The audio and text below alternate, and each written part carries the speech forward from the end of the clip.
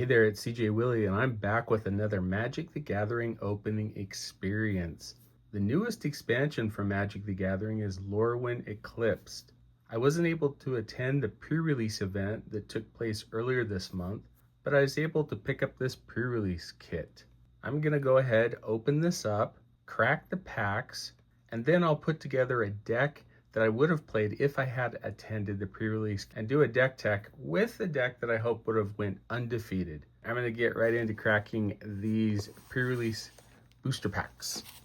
All right, front of it has a Lorwyn scene. I believe those are elves. Not much to the packaging, though I want to be careful when I open this up because I do collect and save the packaging. Looks like I'm not getting quite the cleanest strip. There we go. Well, that's cool. It says every light casts a shadow. Get the pre-release deck box out. Have some card dividers, some punch-out counters, another art scene behind. So I'll set that off to the side. The deck box has the same art as on the front of the outer packaging.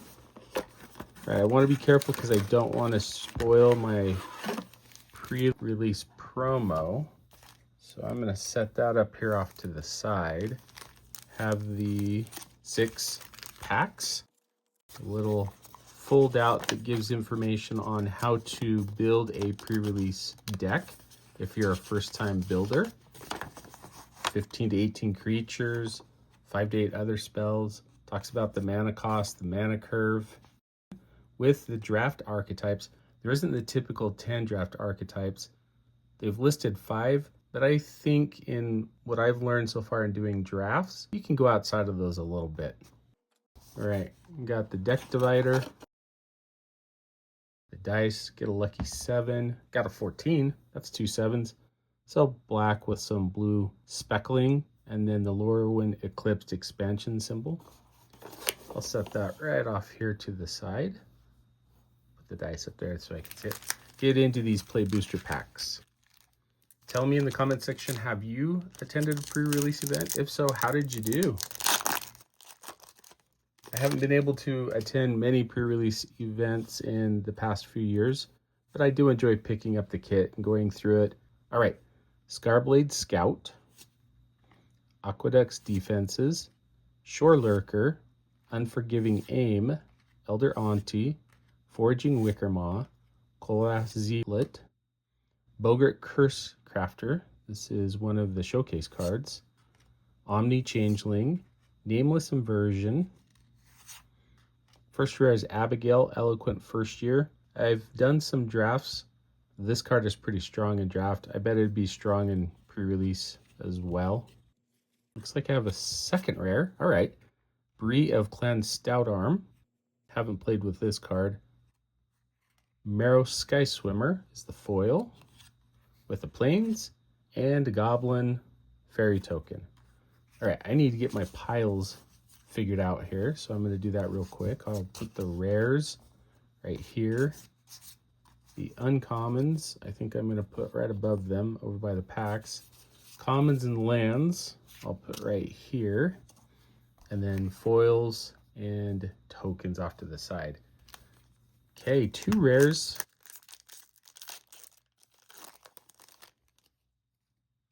See if we get something to match up with it. Dawnheart Eulogist, Wild Unraveling, River Guard's Reflexes, Surly Farrier, Cinderstrike, that's a great common. Barbed Bloodletter, Flaring Cinder, Stoic Grove Guide are the commons. So I'll get them up here in their pile. First uncommon is Vinebred Brawler, Kindle the Inner Flame, Pyrrhic Strike, that's a great uncommon. And the rare is Harmonized Crescendo.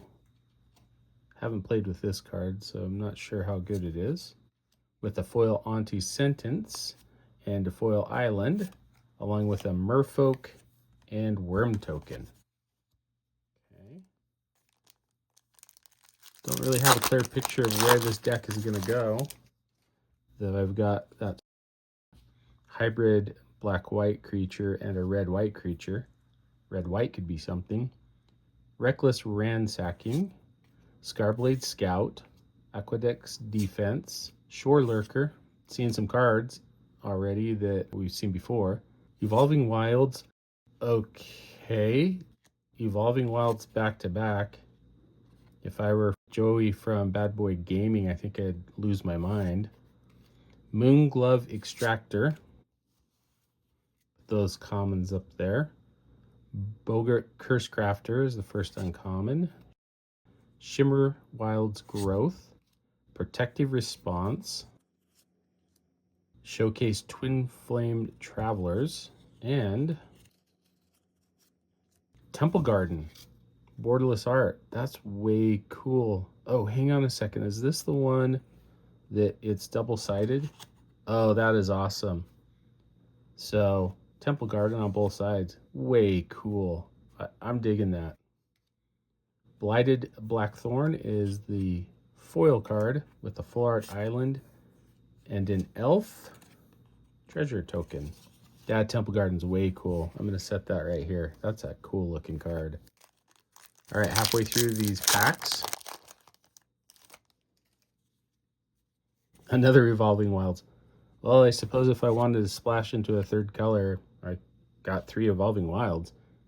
Guiltleaf's Embrace, Tweeze, Blighted Blackthorn, Unexpected Assistance, Keep Out, Stoic Grove Guide.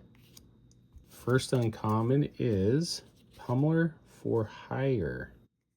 Okay. Voracious Tome Skimmer. Encumbered Reejerey.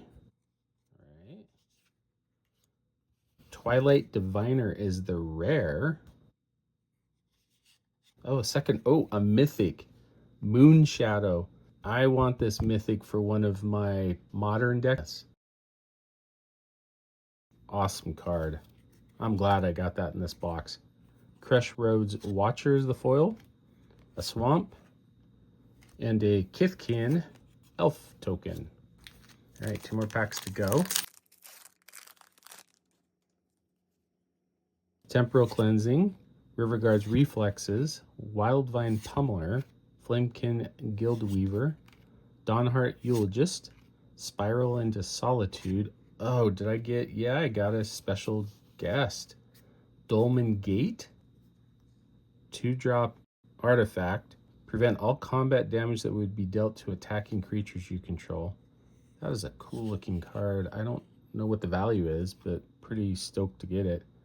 Crib Swab, Moon Vigil Adherence, Giant Fall, Shimmer Creep.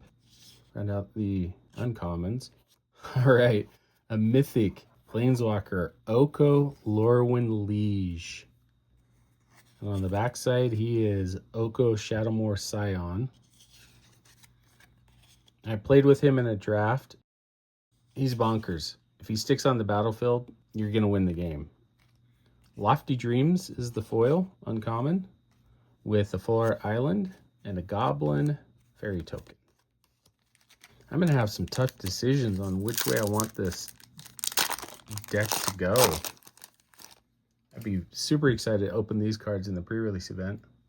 This would be a very good deck. Probably an undefeated deck.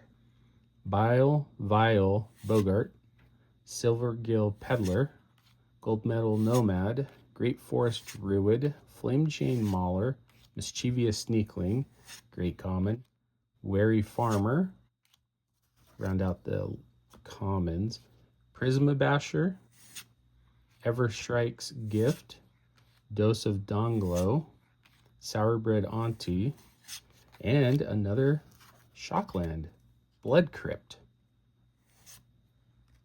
with a Boldware Aggressor, uncommon foil, a full art Plains, and a Kithkin Treasure. All right, gonna take a look at the pre-release promo. Hopefully it gives me a clear picture of which way I want to go. Black seems pretty strong. Maybe something black, red, white, since I've got enough fixing to be able to pull that off. So I want to be super careful in opening this so I don't damage my pre-release promo card. Okay, great reveal. Be something awesome. Champions of the Shoal. One thing I've been noticing on the pre-release, they're no longer stamped. It's just a foil version. Not sure how I feel about that. But a blue Merfolk Soldier. All right, I'm gonna go ahead, clean up this mess. Okay, I'm back with the deck tech, going over the deck I would have played if I had participated in the pre-release. I'm gonna start with the creature side. This is going to be a pretty creature heavy deck. I think I've got 18 creatures in here. Black green is what I'm sticking with. I thought about black blue, but I just didn't have enough support in blue. I am splashing one blue card. You can probably guess what it is based upon the cards I opened in the packs. I think my 1-drop Moon Shadow is going to be pretty strong. Even though it enters the battlefield with 6 -1/-1 counters on it, I'm going to be having creatures go into the graveyard through either milling or dying, and I think if my opponent doesn't deal with it, it could take over the game. Foraging Wickermaw, got to have this in here so that I can get that blue mana I need for the splash card.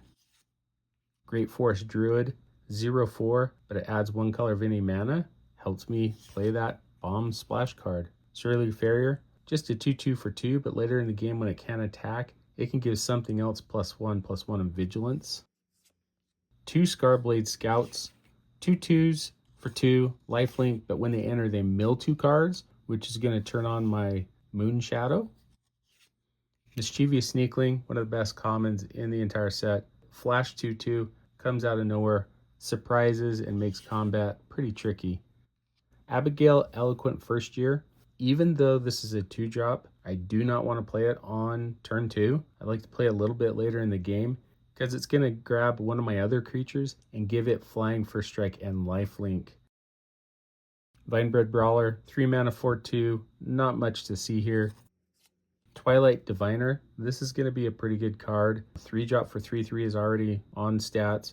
When it enters, Surveil 2. Whenever one or more creatures enter from my graveyard, I can create a token of that creature. Donhan Eulogist, just another creature that turns on mill, gets more cards in my graveyard to help out Moon Shadow. And to help out Moon Vigil Adherence. 4-drop with Trample. It gets +1/+1 for each creature I control and each creature in my graveyard. So the mill is going to be really important. Blighted Blackthorn, 4-drop 3/7. When it enters or attacks, I can blight 2, draw a card, lose life. So it helps me refill my hand. Stoic Grove Guide, 5 mana, 5/4. If it's in my graveyard, I can exile it and create a 2/2 black and green elf creature token. Shimmer Creep, to 3/5 menace. This is where Vivid comes in, and I think I can get Vivid for 3. And when it enters, my opponent loses X life, and I gain life equal to whatever my Vivid cost is.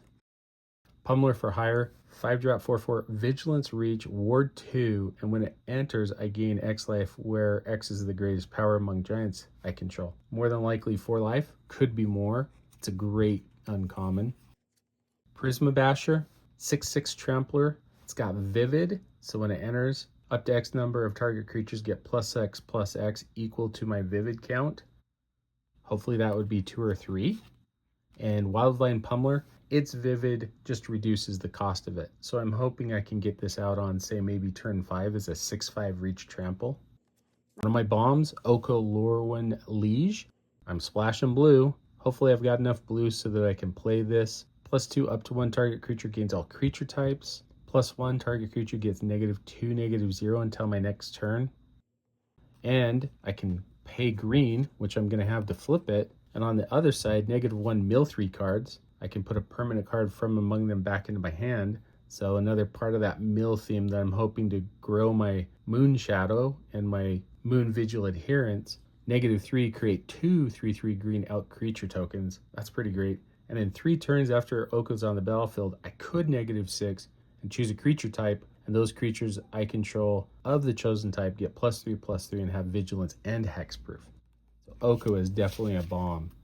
In order to get that blue mana for just that 1 card, I have one of the Evolving Wilds, so hopefully I can go and get that island that I need. Dolmen Gate, I just think is great. For 2 mana, it makes it so that any combat damage to my attacking creatures is prevented. I can just attack in without fear of losing my creatures, and I think I'm going to be a little more aggressive with this deck, especially if that's on the battlefield. Nameless Inversion, kind of a funky card. It might help some of my tramplers, or I could just use it to take out one of my opponent's smaller creatures. Unforgiving Aim is in there to take care of a pesky flyer or destroy an enchantment. If I need it in a pinch, I could just create a 2/2 black and green elf creature token. Barbed Bloodletter I think is a good combat trick. Flashes in, gives my creature +1/+2. And then the final card, Dose of Dawn-Glow. This is where I can return a creature card from my graveyard to the battlefield and trigger some of the other graveyard effects that I have with a couple of my rare cards. I'm going to be playing a 41 card special, so 24 spells and 17 lands.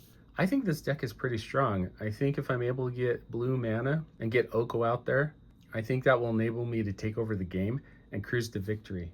Anyway, I hope you enjoyed the video. If you did enjoy it, please like, subscribe, and share it. Tell me in the comment section what you think about my pulls from this Magic the Gathering Lorwyn Eclipsed pre-release kit. Until next time, when I'm back with another Magic the Gathering opening experience.